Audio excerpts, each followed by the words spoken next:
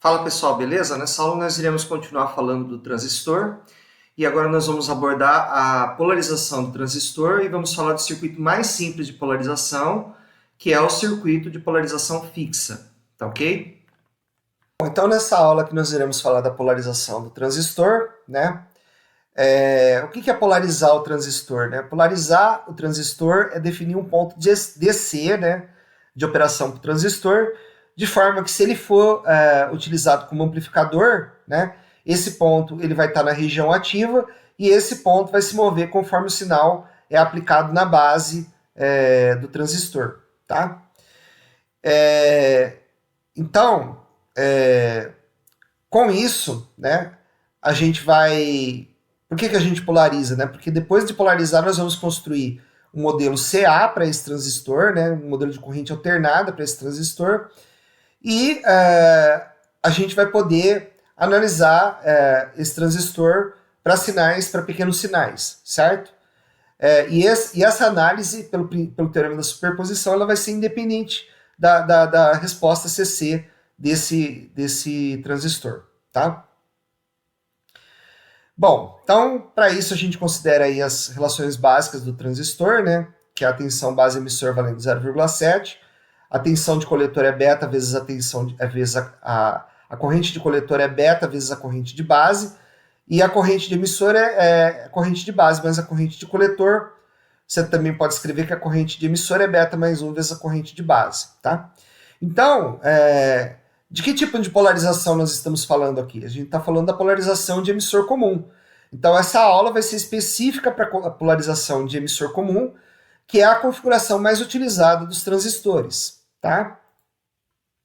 Então, a primeira coisa, nós temos que escolher um ponto de operação, né? Então, você pega aqui as curvas características do transistor para configuração de emissor comum, tá?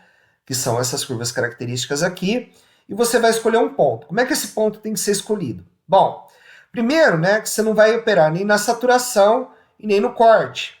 Por quê? Você vai polarizar esse transistor para ser um amplificador de corrente ou de tensão, né? Então, você vai escolher uma região onde as curvas características elas estão linearmente espaçadas, tá? E elas são lineares, né? Elas não são curvas, como nesse caso aqui em cima, tá? Então, a primeira coisa é escolher uma região aqui no meio, tá? Uma outra coisa que você tem que respeitar é a potência do transistor, né? Como que a gente calcula a potência dissipada no transistor? É a corrente de coletor vezes a tensão coletor-emissor, tá? Então, isso daqui tem que ser menor que a potência máxima do transistor, tá? Então, se você observar que aqui é IC e aqui é VCE, tá? IC vezes VCE menor que alguma coisa, vai te dar a região embaixo dessa hipérbole equilátera aqui, ó. Isso aqui é uma hipérbole equilátera, né? A região que está abaixo dessa hipérbole equilátera vai satisfazer essa inequação aqui, certo? Essa hipérbole equilátera aqui é o ponto em que C vezes VCE é exatamente igual à potência máxima do transistor. Você não pode operar acima dessa região aqui, porque senão você queima o transistor, tá? Você queima o transistor se você ultrapassar a potência máxima dele, tá? Outro parâmetro é que o IC ele tem que ser menor que o IC máximo, tá? Então, todo transistor ele tem uma corrente de coletor máxima que ele aguenta, tá? E seu IC, que sua corrente de coletor, tem que ser menor que esse IC máximo, tá? No caso, o IC máximo é aqui em cima, né? Então, você não pode ultrapassar o IC máximo aqui, e você também não pode ultrapassar o VC máximo aqui, certo? Então, o IC tem que ser menor que o IC máximo, ou seja, você tem que estar abaixo dessa linha horizontal aqui, certo? Abaixo dela. E o VCE não tem que ser menor que o VCE máximo, você tem que estar à esquerda dessa linha vertical aqui, que é o IC igual ao IC máximo, tá? E você não pode estar nem no corte, nem na saturação, isso te dá a região ativa. Bom, aí como é que a gente escolhe um ponto na região ativa, né? Se a gente escolher esse ponto C aqui e a gente aplicar um sinal, né? Esse sinal vai fazer a corrente de base variar, então ele pode entrar na região do transistor aqui, né? Em que ultrapassa a potência máxima de funcionamento dele.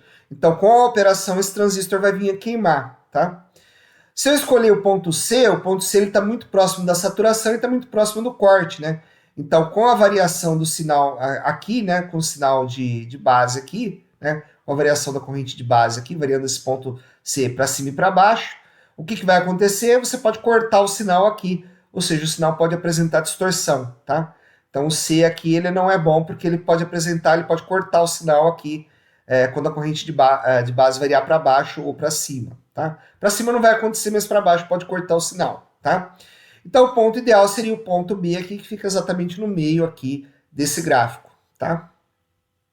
A gente tem também, né, o ponto A aqui, né? Esse ponto aqui ele está meio escondido, né? Mas ele é um ponto em que nenhuma tensão é aplicada ao transistor, tá? Então, se nenhuma tensão for aplicada ao transistor, ele está lá no ponto A, porém esse ponto é inútil, né? Para o ponto B, se for aplicada uma tensão no dispositivo, esse ponto variará em torno de seus valores iniciais para os valores de tensão e corrente aplicados, né? Esse é o ponto, né? O ponto B é o ponto que a gente escolheu aqui, né? Certo? O ponto C não permite tantas operações quanto o ponto B, né? Pois essas variações podem levar o transistor ao corte, além de apresentar não linearidade, né? Então, no ponto C aqui, né, como eu falei para vocês, se o ponto C variar para cima ou para baixo, o transistor pode entrar no corte, e o ponto D aqui é inadequado, pois está próximo da potência máxima de operação do dispositivo, né? Ou seja, se ele ficar operando nesse ponto, ele pode queimar, tá? A temperatura ela modifica o ponto de operação do transistor, aumenta as correntes de fuga e modifica o fator de amplificação beta, tá? Bom, esse slide aqui, ele mostra aqui, né, resumidamente, né, as características de polarização do transistor quando ele está no corte, na saturação, e nas regiões lineares das curvas, né, também conhecidas aí como região ativa, né. Então, na região linear, né, na região ativa, a junção base-emissor está polarizada diretamente, né, para haver corrente de base isso tem que acontecer. A junção base-coletor está polarizada reversamente, isso daqui é a polarização básica do transistor que a gente viu desde a primeira aula, né? Na região de corte não tem corrente de base, então a junção base-emissor está polarizada reversamente ou está polarizada com uma tensão menor que 0,7 volts, tá?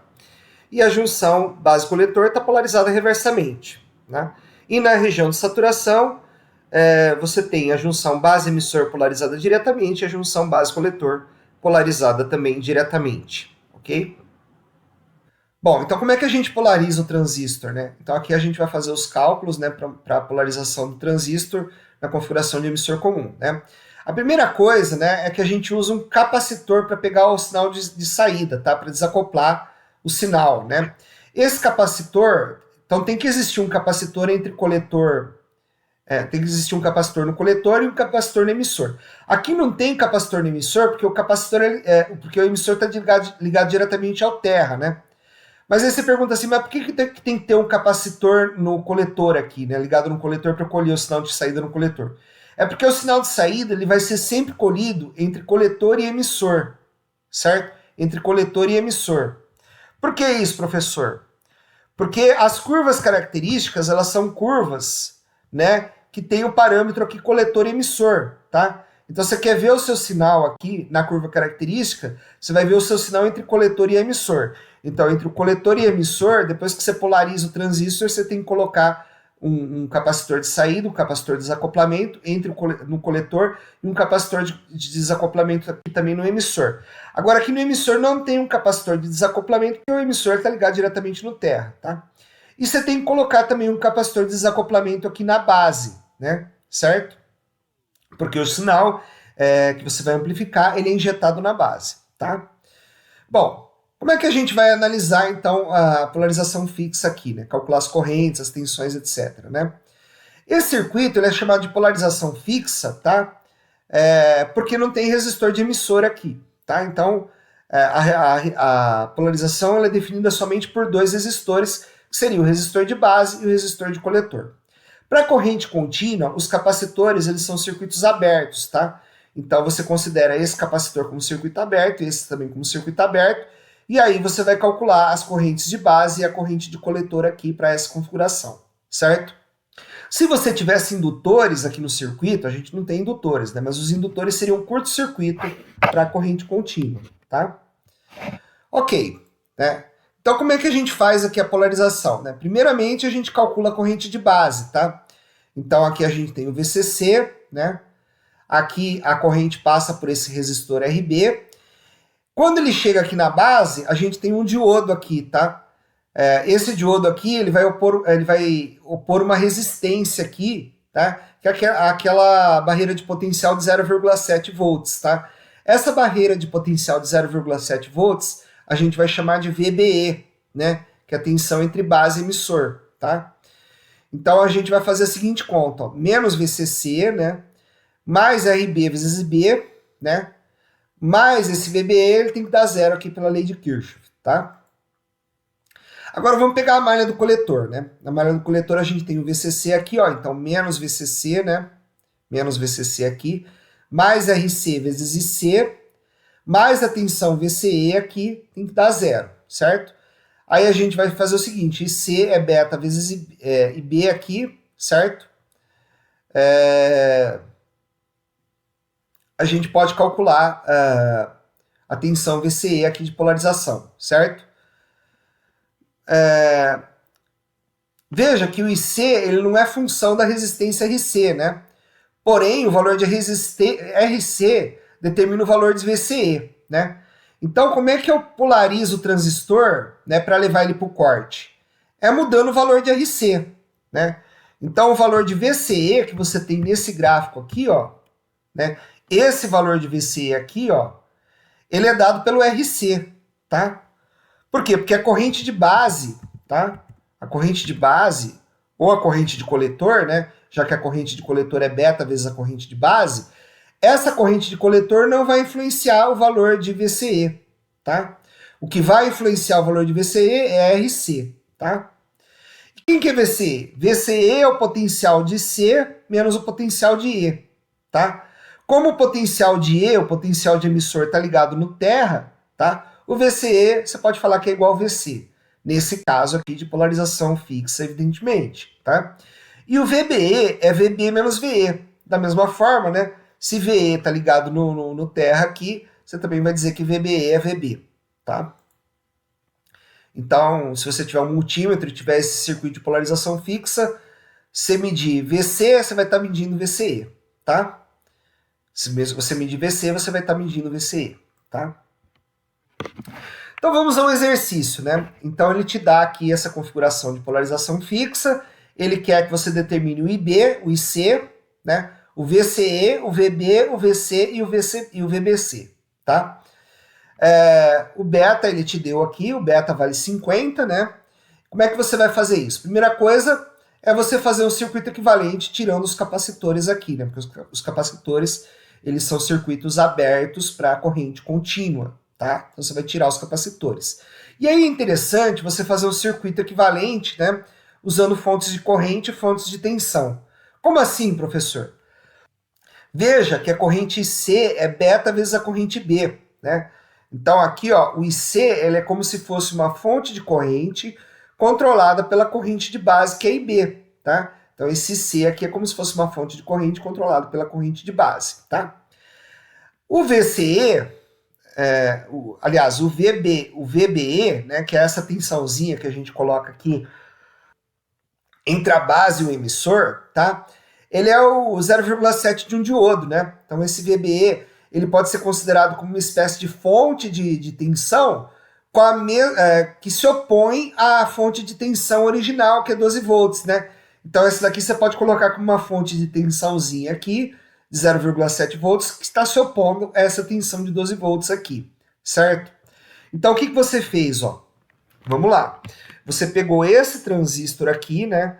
Esse transistor eu coloquei em pontilhado aqui, né?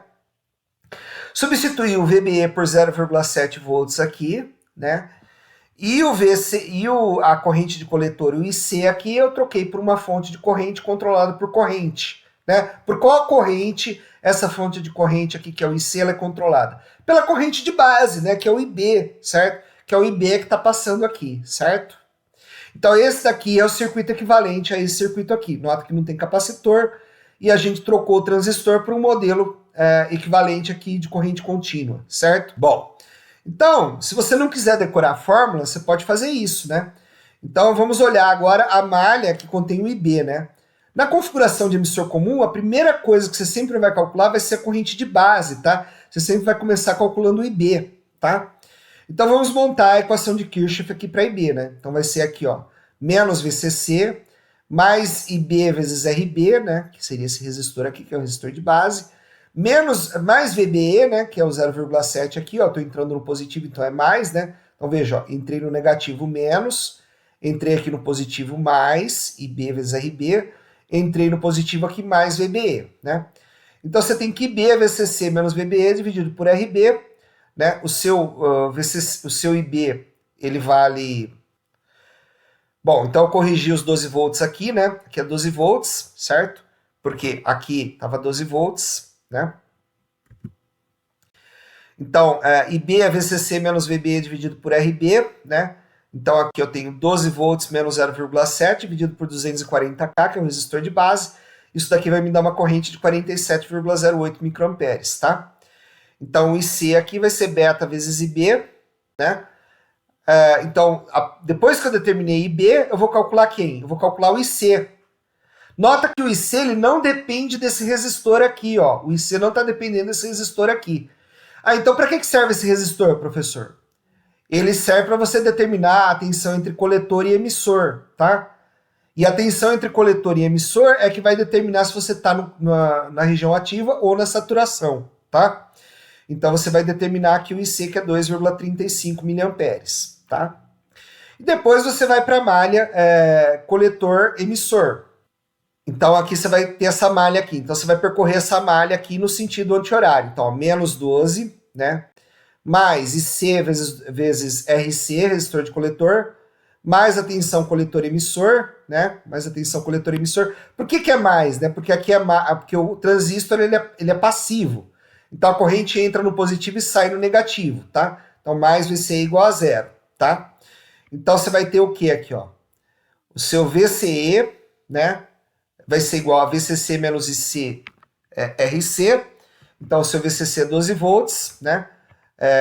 O seu IC vale 2,35 miliamperes, você calculou no passo anterior. O seu resistor de coletor vale 2,2 quiloohms, tá?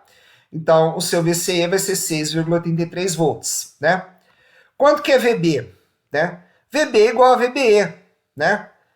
VB é VB menos VE, só que VE é zero, né? Por que VE é zero? Porque o emissor está aterrado, tá? Então, VE é zero, né? Então, VBE vai ser VB, né? Só que VB é 0,7 volts, então VB vai ser 0,7 volts. VC é igual a VCE, né? Só que, por que VC é igual a VCE? Porque VCE é igual a VC menos VE e VE está aterrado. VE vale zero, né? Então, VC vai ser igual ao VC que você calculou, vai ser 6,83 volts, tá? E VBC? VBC é VB menos VC, né? Então, VB vale 0,7, VC vale menos 6,83 volts, então VBC vai dar menos 6,13 volts, e nota que a gente tem um sinal negativo. O que significa? Significa que a junção coletor-base está polarizada reversamente. Então, você lembra da aula anterior que eu falei que o VCE, né? Aliás, o VBC, né? VBC, que é a tensão, essa tensão aqui entre a base e o coletor, você não tem diretamente no gráfico, você tem que calcular ela. Pois é, aqui a gente acabou de fazer um cálculo de VBC, certo? A gente acabou de fazer um cálculo de VBC e a gente chegou à conclusão que VBC é menos 6,3 volts, VBC é menos 6,3 volts, e isso daí significa o quê? Né? Significa que a base coletora está reversamente polarizada, tá? Está reversamente polarizada, como deve ser.